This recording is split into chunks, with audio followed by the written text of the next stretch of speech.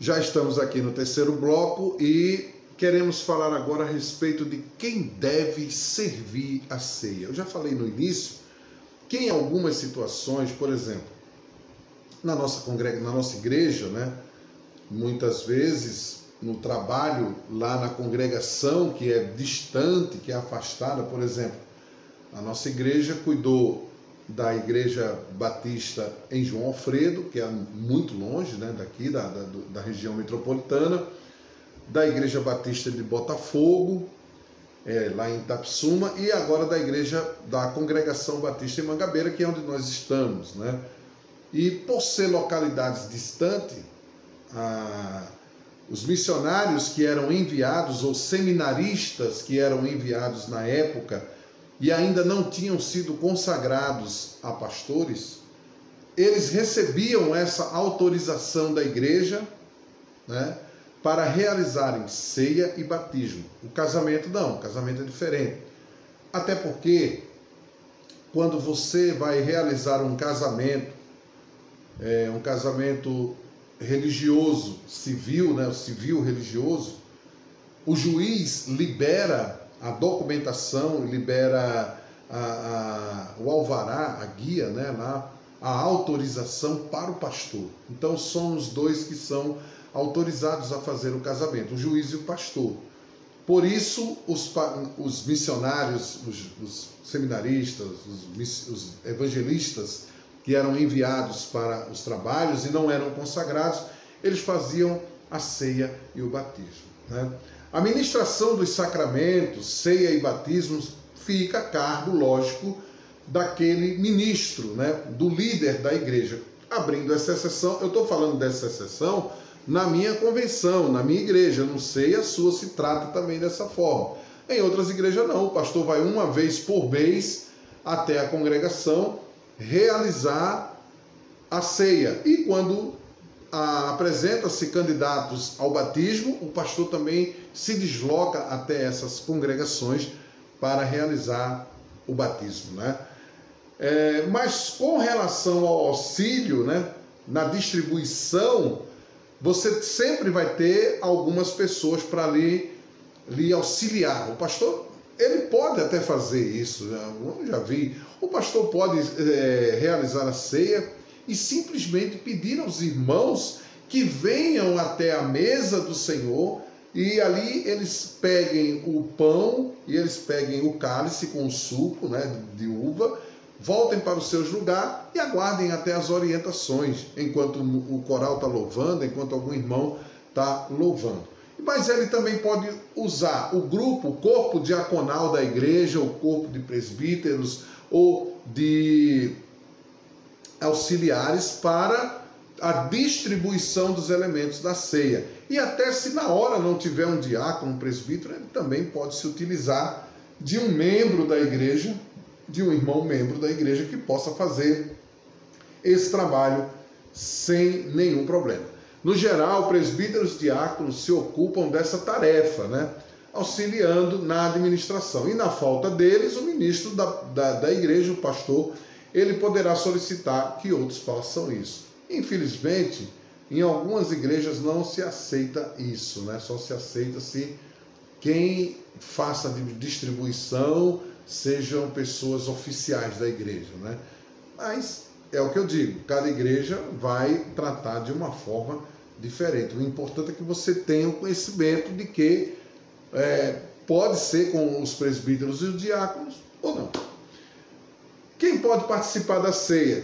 Esse assunto existe de forma diferente de interpretação. A primeira diz que apenas os batizados podem participar da ceia. Já a segunda afirma que qualquer pessoa pode participar. Quem defende que qualquer pessoa pode participar, argumenta que na Bíblia não existe a recomendação de que a pessoa precisa ser batizada para se juntar à ceia, né? Eles encontram esse argumento na Bíblia. Normalmente, os defensores dessa posição afirmam que a participação na ceia do Senhor pode servir de um ato acolhedor e evangelístico para com as pessoas não batizadas ou incrédulas, né? Isso é um ponto de vista daqueles que acreditam que a ceia pode ser qualquer pessoa que estiver na igreja pode participar.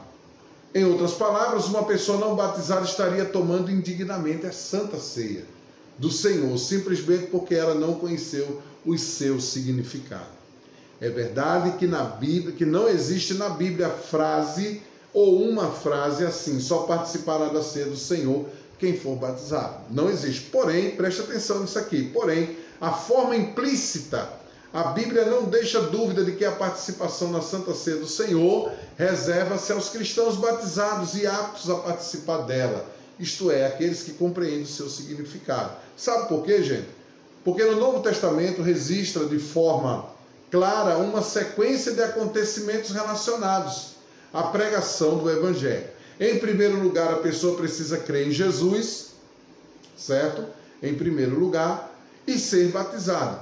Consequentemente, ela deve ser instruída dos mandamentos, ou seja, uma pessoa que foi alcançada, né? Uma pessoa que recebeu o Evangelho, arrependeu-se do seu pecado, confessou a Jesus como Senhor e Salvador da sua vida, naturalmente essa pessoa vai ser pela igreja instruída a obedecer a Cristo na ordem do batismo. E lembrando, né, quando Jesus comissionou, quando Jesus designou aqueles que fossem ide por todo o mundo, né, e pregai o evangelho a toda criatura, batizando-as, olha, né, ensinando, pregando, ensinando tudo aquilo que vos tenho dito e batizando, ou seja, é uma sequência, né? É sempre uma preparação. As pessoas se arrependeram e creram em Jesus e imediatamente foram batizadas, né?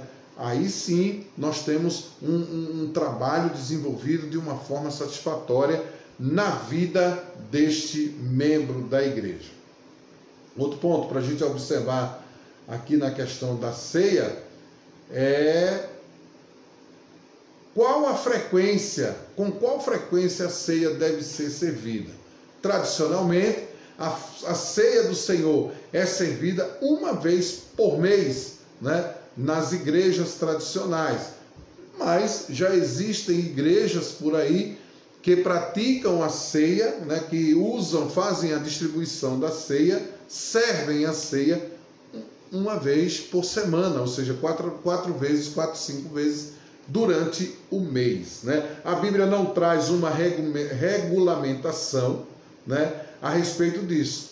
Cada igreja tem sua própria organização, enquanto umas realizam poucas vezes, outras realizam toda semana. A maioria das igrejas servem uma vez por mês, como nós falamos aqui. Quando não tomar a ceia do Senhor, o que é participar indignamente? Essa pergunta é difícil de responder porque cada um deve examinar a si mesmo. Quando Paulo expressa, né, quando Paulo ensina a igreja dizendo: examine-se, pois, o homem a si mesmo.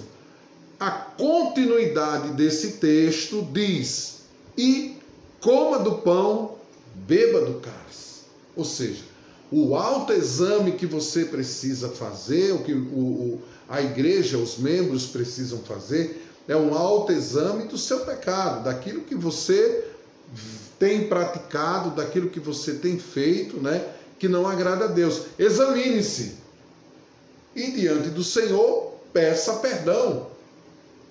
E Paulo continua: examine-se, pois, o homem a si mesmo, e coma e beba. Ou seja, muitas vezes a gente encontra na igreja as pessoas, você observa, né, você como pastor, principalmente numa igreja pequena, como é o meu caso, você sabe quem são os membros e quem não são.